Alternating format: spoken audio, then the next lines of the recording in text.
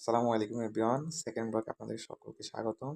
আমি হচ্ছে যে গ্রামের বাচ্চাদের পড়াশোনা নিয়ে কথা বলছিলাম। তো আমার এখানেই হচ্ছে যে মানে আমি ও বাচ্চাদের দুর্বলতাটা নিয়ে কথা বলতে যাচ্ছি ম্যাক্সিমাম।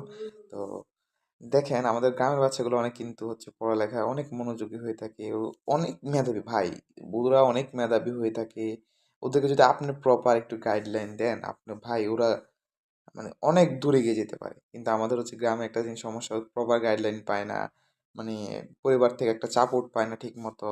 সেটার কারণ হচ্ছে আমরা অনেকেই ছিটকে পড়ি, ঠিক আছে? তো দেখেন আপনারা একটা জিনিস যদি রিয়েলাইজ করেন আমাদের গ্রামের কিছু পোলাপান যখন ইন্টার শেষ করে ভার্সিটি অ্যাডমিশনের জন্য হচ্ছে যায় শহরে, গিয়ে দেখবেন ভালো ভালো যে আপনার পজিশনে আমাদের গ্রামের পোলাপান আছে, ঠিক আছে?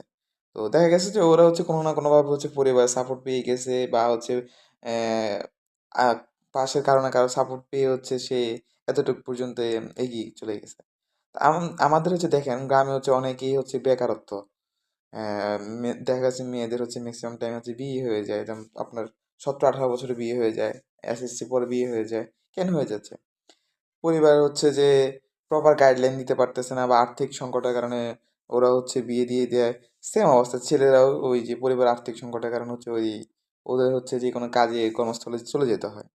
তো আসলে আমরা যখন পড়াশোনা করতে যাই ছোটবেলায়, আমরা সকলে একটা আশা ভরসা নিয়ে যাই যে আমি হচ্ছে ডাক্তার হবো, ইঞ্জিনিয়ার হবো। কিন্তু আমাদের প্রপার গাইডলাইন না পাওয়ার কারণে আমরা অতটুকু পর্যন্ত যেতে পারি না। আফসোস! আমার মনে হয় এখনো হচ্ছে যে মেক্সিমাম হচ্ছে গ্রামে একই অবস্থা। আমরা প্রপার গাইডলাইন পাই না দেখে হচ্ছে আমরা এই যে শিক্ষার যে ধাপটা ওইটা থেকে পিছিয়ে পড়তেছি। তো আমি চাচ্ছি মানে তোমাদের কিভাবে হচ্ছে যে প্রপার গাইডলাইন দেওয়া যায় এগুলা নিয়ে হচ্ছে আমি ভিডিও করা। তো আজকে আমার সেকেন্ড ভিডিও আমি অতটা কিছু বললাম না ডিটেইলসলি। আমি নেক্সট টাইম হচ্ছে যে কিভাবে এগুলা থেকে মানে কাইটা উঠা যায় সেগুলা হচ্ছে ট্রাই করবো আরকি বলার। তো আজ আর নয়, ভালো থাকবা। আল্লাহ হাফেজ।